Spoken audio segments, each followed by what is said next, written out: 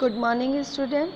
आज का जो हमारा टॉपिक है वो टॉपिक है हमारा सोवियत संघ के विघटन का घटना चक्र क्या हुआ था। सबसे पहले बात करते हैं मार्च 1985 की। मिखाइल गोर्बाचेव सोवियत संघ के कम्युनिस्ट पार्टी के महासचिव चुने गए थे 1985 में, और इसी समय में बोरिस येलेत्सिन जो थे वो रूस के कम्युनिस्ट पार्टी के लीडर चुने गए। अब सोवियत संघ में सुधारों की एक श्रृंखला शुरू हो गई। गोर्बाचेव के बनते ही सोवियत संघ में सुधारों की एक श्रृंखला शुरू हो गई। 1989 में लिथुआनिया में आज़ादी के लिए आंदोलन शुरू हो गया। एस्टोनिया और लताविया में भी ये फैल गया।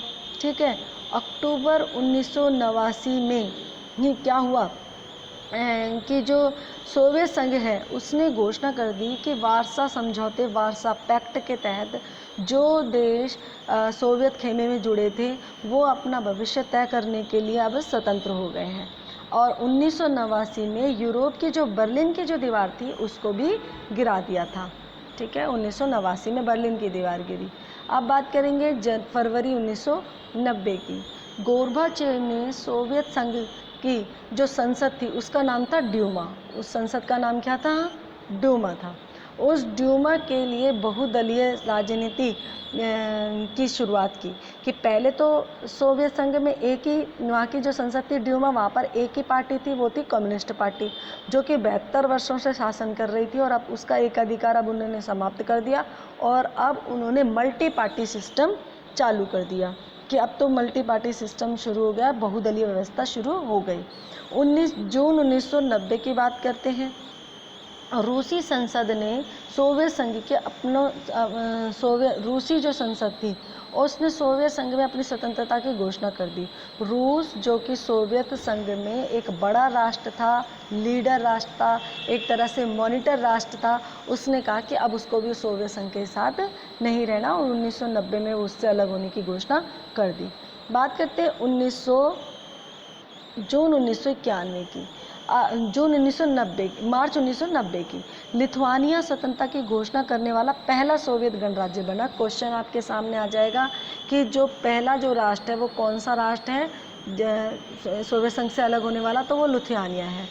अब जून 1991 में येलेत्सिन कहाँ के थे? कम्युनिस्ट पार्टी से उन्होंने इस्तीफा दे दिया और वो रूस के राष्ट्रपति बन गए थे। येलेत्सिन ने कम्युनिस्ट पार्टी से इस्तीफा दिया और वो रूस के राष्ट्रपति बन गए। अब अगस्त 1991 की बात करते हैं। कम्युनिस्ट पार्टी के गर्मपंथी जो होते हैं, जो उग्रवादी थे, कम्युनिस्ट पार्टी के गर्मपंथियों ने गोर्बाचेव के खिलाफ एक असफल तख्ता पलट कर दिया।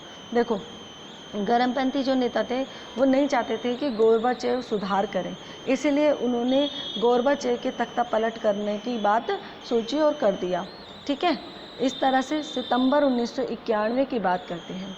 सितंबर 1991 में एस्टोनिया, लताविया, लिथुआनिया, ये 3 देश थे।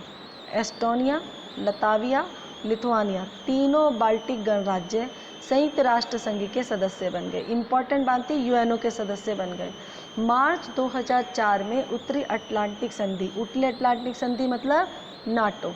ठीक है, उत्तरी अटलांटिक संधि मतलब नाटो के साथ ये जुड़ गए तीनों, एस्टोनिया, लताविया और लिथुआनिया, जो कि बाल्टिक प्रदेश थे।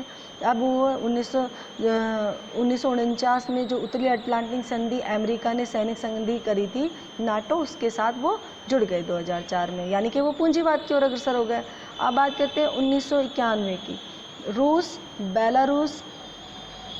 बेलारूस और उक्रेन ने 1922 की सोवियत संघ के निर्माण के संबंध में जो संधि कर थी, ये जो रूस और बेलारूस और उक्रेन है ना, ये 1922 में सोवियत संघ के निर्माण की संधि करी थी, एक सोवियत यूनियन बनाने का फैसला किया था।